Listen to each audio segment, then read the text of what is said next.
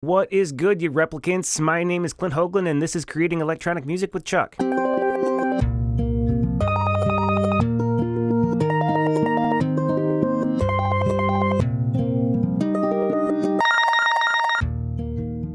In our last video, we went over equal temperament, what it is, why it is used, and how it is calculated. Then we described how to use it to change the pitch of a sound buffer so that we can build a transposing sampler. In this video, we're going to build that sampler. The first thing we need to figure out is what the sampler actually needs to do. I'm going to try this in a few slices. One aspect of figuring out what it does do is figuring out what it doesn't do. For example, most hardware samplers and also digital samplers contain built-in filters. Adding filters downstream from an audio source is very straightforward in ChucK, so I'm not going to bother with that, at least at first. The first slice I'm going to try is just creating a transposing sampler using a Chugraph. It will allow us to set a sample using a file path, and then it will let us send a note number to play the sample. Then we're going to add an ADSR to our sampler. Then we're going to add the ability to set the start point of the sample. Then we're going to try to figure out how to set a loop point. And then I was going to try to do some other stuff, but this tutorial started getting a little long, so I'm not going to try anything like polyphony right now, but maybe in a future tutorial we'll try to put in polyphony as well. Okay, let's take a look at our first slice. I've got a folder here that I've got a couple of test files I've been playing around, and I've got a sample in here called mellow-flute-c3.wav, and that is a Mellotron sample. I got it from a pack of Mellotron samples. If we listen to it in Audacity, it sounds like this.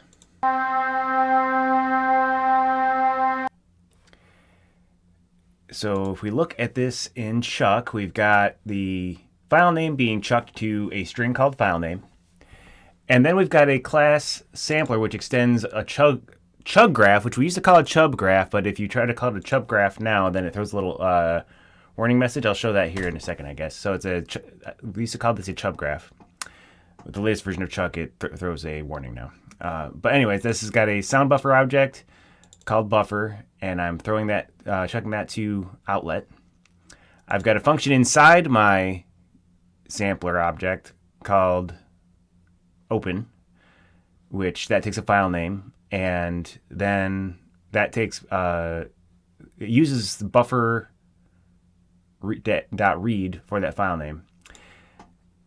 And then I am sending a 1 to buffer dot loop, which just means that the sample will loop. Now let's listen to how that sounds. So I'm going to ChucK sampler test -1.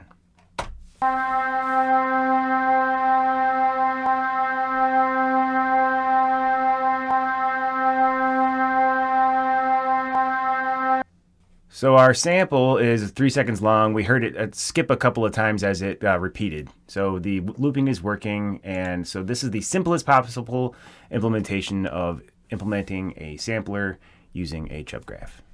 Now, if I save this and I run it again, I think we're going to see a warning message. Yeah. Stop that. So yeah, it says it's deprecated to Chugraph. Now it's called a Chugraph, which that doesn't even roll off the tongue as easily. But now they're called Chugraphs. Okay, so it seemed a little easier to add an ADSR next rather than adding a transpose function next. So we're just going to do those. We're going to flip the order of those.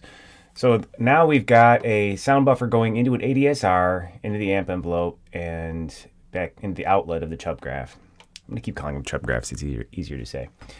And I set the envelope of that thing there. And let's hear how that sounds. I'm going to play the envelope twice. Oh, note that the the play function now sets the buffer to 0 in its position, but it also kicks the amp envelope's key on function. So this is sampler. Oh.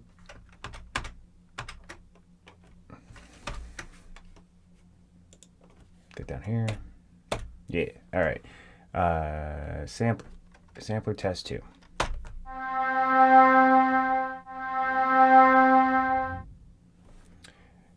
And note that we can always reach into the inside of our class to change these things. So if I wanted to say sampler dot attack time, I could do like, right now it's 1 second, but I could do like 0.1 second. Actually, just do 1 millisecond to sampler dot amp and attack time.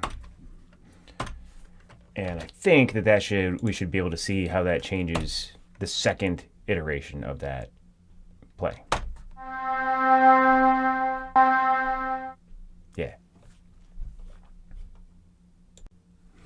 Okay, now let's try transposing it. So this is the same thing. The only difference is now the play function uses the transpose function. Now this transpose function is identical to the one in the previous video that we made to figure out how to use the 12th root of 2 to get a good equally tempered interval for a sampler.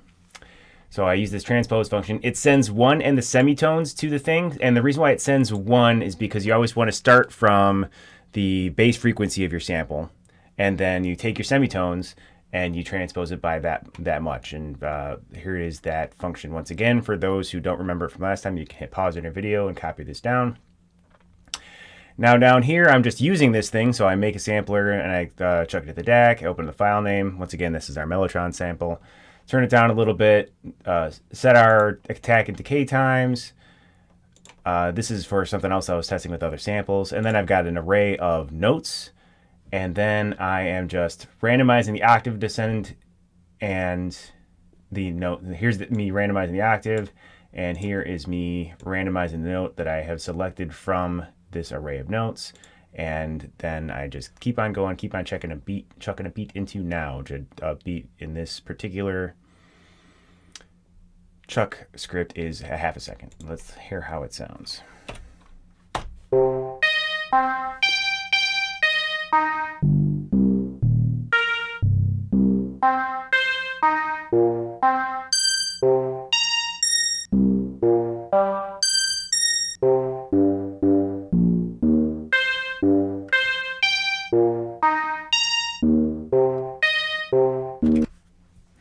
So you can hear that those were successfully transposed. Our flute sample got transposed all around a sort of randomized keyboard.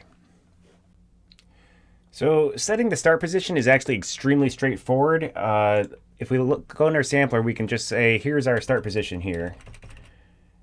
And then we set the start position here. And then we'll have the start position be where we send, we chuck that, during the play function, we send the start position to the buffers.pos property. And then down here in my script, I'm just sending 3 times 44,100, which that's, there's 44,100 samples in a regular second on my sound card. So that's 3 seconds. And this, I switched to using this guitar. If I switch this back to 0, you can hear how it sounds. I added some delays and stuff because it sounds cool. I just couldn't help myself. But yeah, so if we switch to a, this is when it's at 0.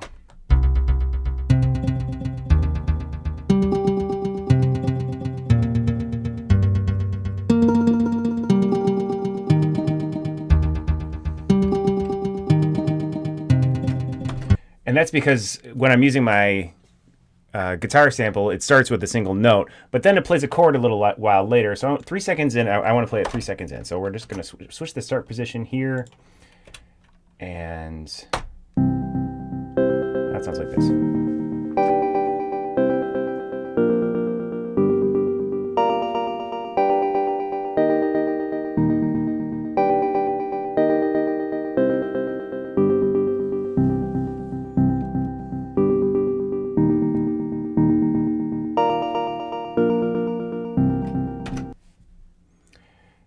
So that's the power of setting the start position. You can change where you start in your sample, and that can be useful depending on what your sample is. All right, the next thing that I did was I did some research to figure out how to set a loop point, and that led me down the road of using a Lisa sampler instead of a sound buffer. So in this file here, instead of using the sound buffer, I'm using a Lisa sampler. And the open method now just calls a load method, which I stole from the ChucK GitHub repository, and then I just took some comments out just to make it a little easier to digest on this screen. What this load thing does, so a Lisa sampler does way more than the SndBuffer does, but one thing that it doesn't do is load up a file from disk. It's meant for live sampling, not for taking a sample that's already saved to disk. But once again, on the GitHub repository, I found this example where what it does is you hand it a file name. Internally in this function, it has a SndBuffer, and so you read your file off disk into into that buffer, and then you set the duration of your Lisa sampler, which I instantiated up here. And then for every sample in the SndBuffer, you just set the the equivalent sample in the Lisa to the value in that SndBuffer. So what that does is basically you open up a SndBuffer and then you hand every sample over to your Lisa sampler. Another important difference between a Lisa and a SndBuffer is that the start position in a Lisa is a duration and not a sample number. So I've changed this here to be 0 seconds, and that is a duration instead of an int. And then I hand our start position once again to the Lisa.playPause parameter, which is the equivalent to the start position in a SndBuffer. And then I kick it by hitting Lisa.play. So if we want to hear what that sounds like, it sounds like this.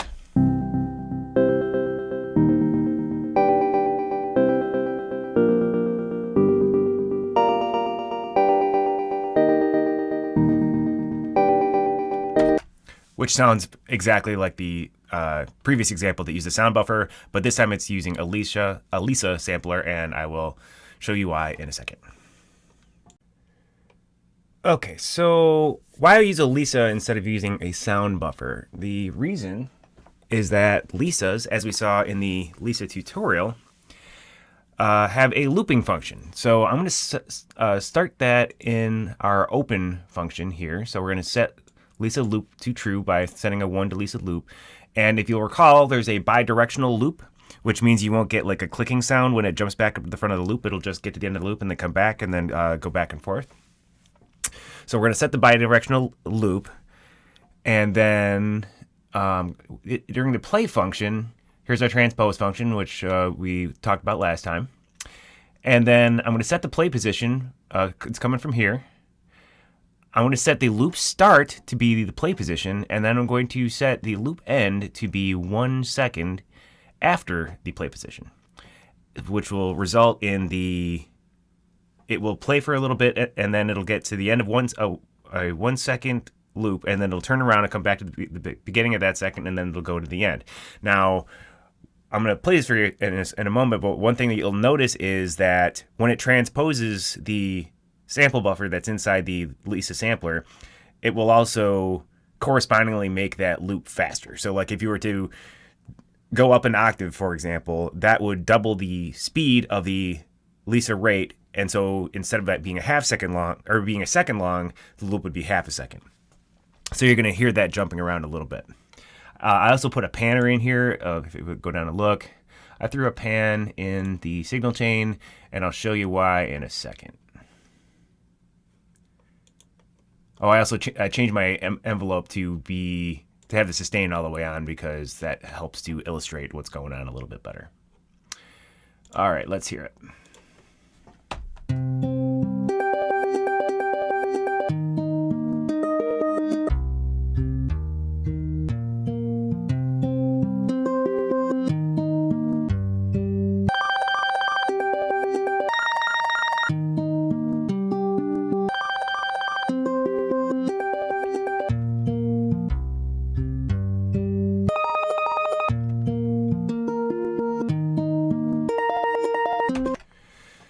So that sounds pretty cool. We've successfully created a transposing sampler that has a loop point in it. And the reason I put the panner in there, I said I'd show you why, and here's the reason why, is because I'm going to launch 3 of these at the same time, and you can hear what that sounds like. I'm just launching the same file If you look at my command line, it's ChucK and then the same file 3 times. It sounds like this.